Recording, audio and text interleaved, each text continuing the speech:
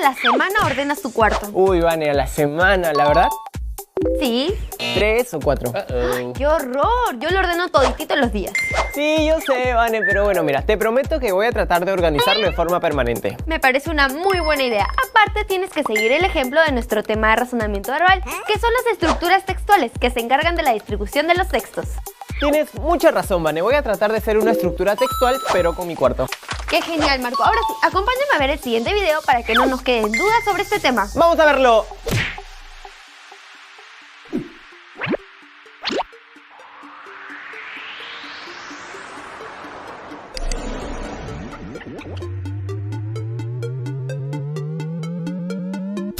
Te cuento que llamamos estructuras textuales a los modelos en los que un texto se apoya para ordenar su contenido.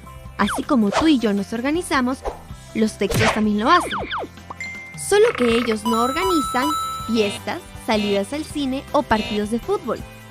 Su trabajo consiste en distribuir lógicamente el mensaje para que sea comprensible. ¿A qué texto nos referimos? ¿A un cuento, un informe, un ensayo o un resumen? ¿Y cómo se da esta estructura? Obvio que con una fórmula matemática. No me digas que te la creíste, es una broma. Veamos, al redactar un texto en base a una estructura, facilitamos la comprensión y la retención de nuestro mensaje.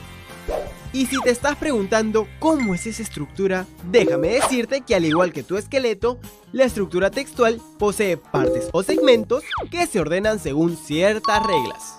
Por ejemplo, partiendo de las ideas principales y secundarias. Como bien sabes, los textos pueden ser muy distintos, según su mensaje o por el tratamiento de su contenido. Es por eso que también existen distintos modelos o estructuras textuales, por definición, por comparación, por causa-efecto y por problema-solución. Pero hoy nos enfocaremos en la estructura textual por definición. Este tipo de estructura se basa en dos elementos considerados muy importantes en el texto: el género próximo y la diferencia específica. Arranquemos con el género próximo, que no es otra cosa que la clase o categoría a la que pertenece determinado ser, objeto o idea en la que se basa el contenido de nuestro texto. Tranquilo, encontrarlo es muy fácil porque siempre responde a la pregunta ¿qué es?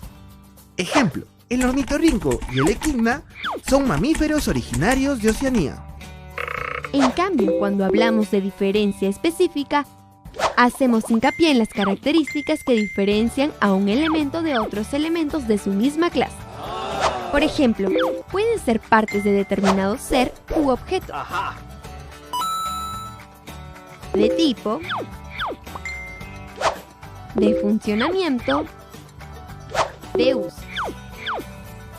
La característica de diferencia específica hace referencia a cómo es el objeto y responde a la pregunta ¿cómo es?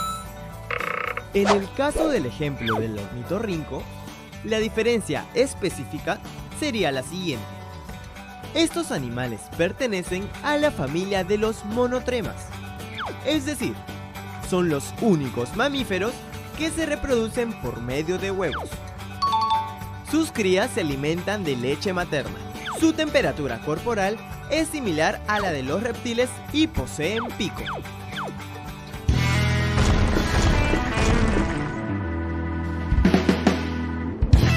Hemos repasado las estructuras textuales por definición, que responden a las preguntas ¿qué es y cómo es? Y llegó el momento de que el profe nos haga unas preguntas para saber cuánto hemos aprendido del tema. Chicos, ¿cuáles son las dos características de la estructura de definición? A. Género próximo, diferencia específica. B. Causa, efecto. C. Problema, solución. Uy, esa pregunta sí está muy difícil. Mejor voy a revisar mis apuntes. Chicos, la respuesta correcta es A. Género próximo, diferencia específica. Las dos principales características de la estructura de definición son el género próximo y la diferencia específica y responden a las preguntas ¿qué es? Y ¿cómo es? Gracias por esa información, profe Ivane. Vamos con Hoy aprendimos que... Hoy aprendimos que en el curso de lenguaje. La subordinación es la relación de dependencia de una proposición respecto a una palabra o grupo de palabras dominantes. Las oraciones subordinadas dependen de otra oración llamada principal. Se trata de una oración secundaria que no tiene autonomía si es considerada sola. En el curso de literatura, Leandro Fernández de Moratín fue uno de los dramaturgos más importantes del siglo XVIII. En su obra El Cid de las Niñas, Leandro Fernández de Moratín recurre con frecuencia al monólogo para encauzar los pensamientos de los personajes. En el curso de razonamiento verbal, las estructuras textuales son las formas en las que se organizan los textos. El conocimiento y la utilización de la estructura del texto facilitan la comprensión y el aprendizaje del contenido.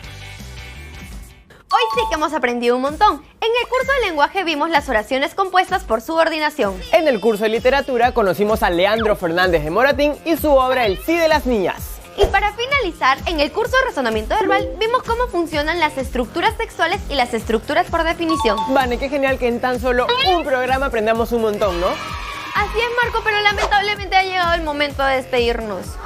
Pero ya saben, síganos en nuestras redes sociales, tanto en Facebook como Instagram. Y no se despeguen de la programación de USMPTV. ¡Chao!